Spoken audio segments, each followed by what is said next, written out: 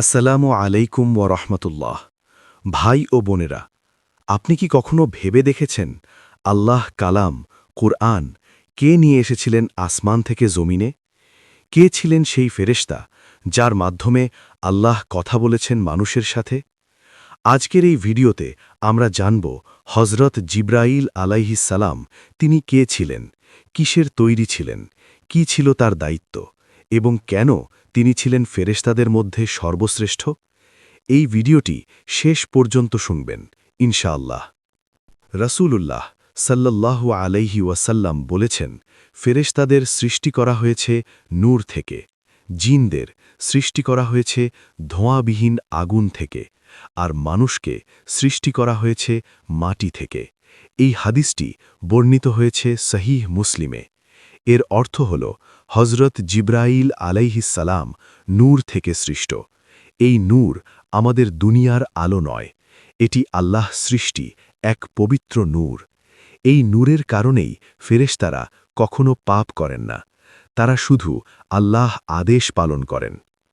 কুরআনে আল্লাহ তাআলা জিব্রাইল আলাইহিসসালামকে ডেকেছেন রূহুল আমিন, অর্থাৎ বিশ্বস্ত রূহ। ভাই ও বোনেরা, কোরআনের মতো এত বড় আমানত পৌঁছে দেওয়ার জন্য আল্লাহ সবচেয়ে বিশ্বস্ত ফেরেশতাকেই নির্বাচন করেছিলেন।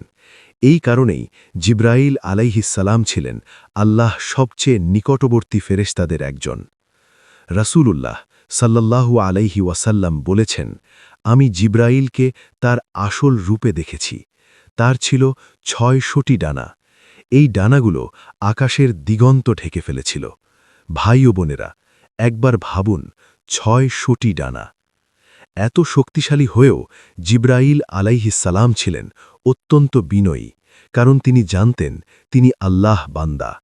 হেরা গুহা, নীরব রাত, চারপাশে গভীর অন্ধকার।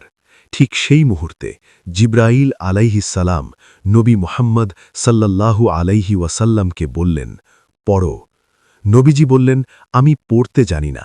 এই ঘটনা ৩ বার ঘটল। তারপর নাজিল হল, পড়ো তোমার প্রভুর নামে, যিনি সৃষ্টি করেছেন। এই একটি মুহূর্তে মানব ইতিহাস চিরতরে বদলে গেল।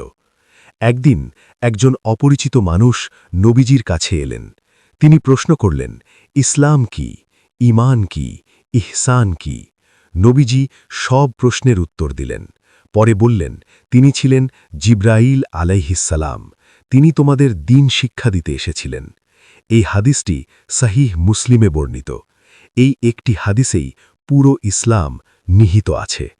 ভাই ও বোনেরা, জিব্রাইল আলাইহিসসালাম আমাদের শেখান আল্লাহ আদেশে সম্পূর্ণ আনুগত্য, সততা, আমানতদারি এবং ইলমের গুরুত্ব।